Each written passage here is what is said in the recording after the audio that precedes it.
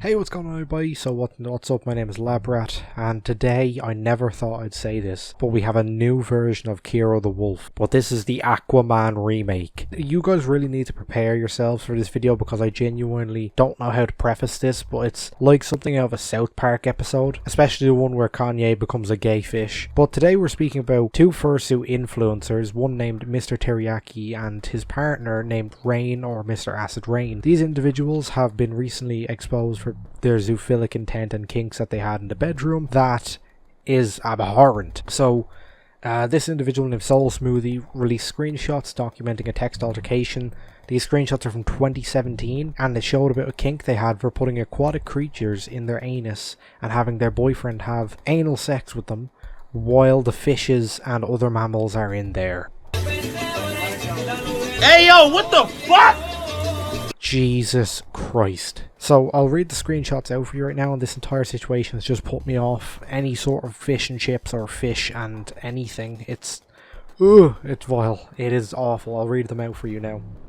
Beginning with, I don't know about that one. What you mean? What was it? Not all of our kinks are morally correct. There's just one kink I don't share with anyone because it's upsetting. What? You dork, you can tell me. I would have to be extreme for you to be surprised, and I would never judge you. Roleplay, size, okay.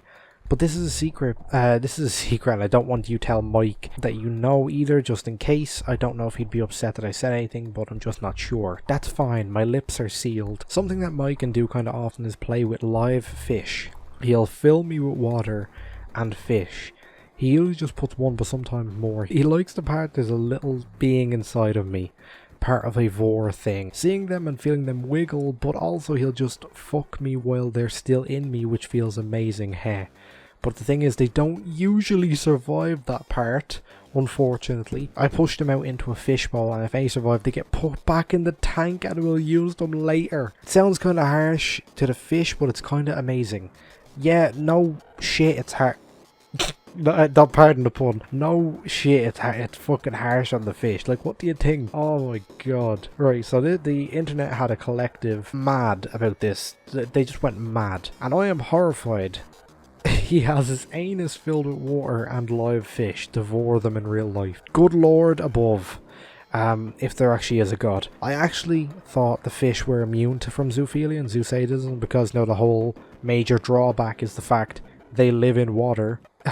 I mean, like, it's just like they're trying to put together the Avengers now and we found our Aquaman. Like, what the fuck? Like, he even admitted to the fact that not a lot of the fishes survive that he puts up there.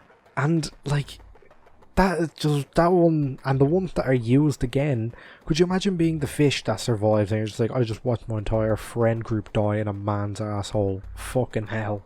I would rather be eaten by now. Now, while I make jokes and make fun of it, there is a pretty serious matter about this, and the fact is that this is literal animal sexual abuse and zoosadism. The act of killing an animal with your anus while your boyfriend fucks you is just morally disgusting, and they even admit that.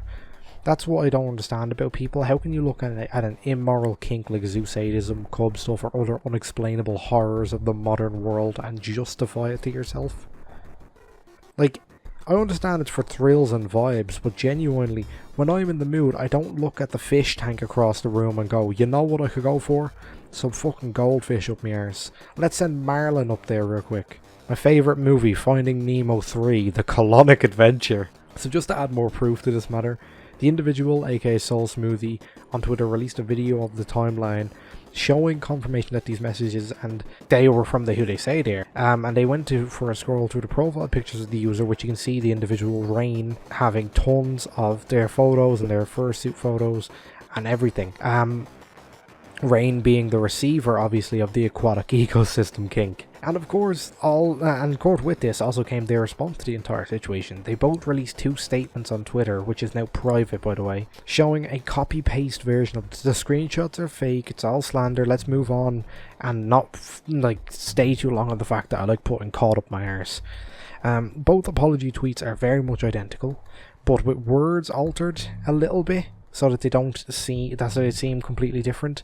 It's truly despicable behaviour, and my conclusion in this entire situation is that this scum will be able to garner a lot of presence in the community, and they will likely continue to do so in the future. Like, I recently even seen that an individual who I made a video a few months ago, Tech Coyote, is now actively attempting to re-enter the fandom through a small group of organised local events.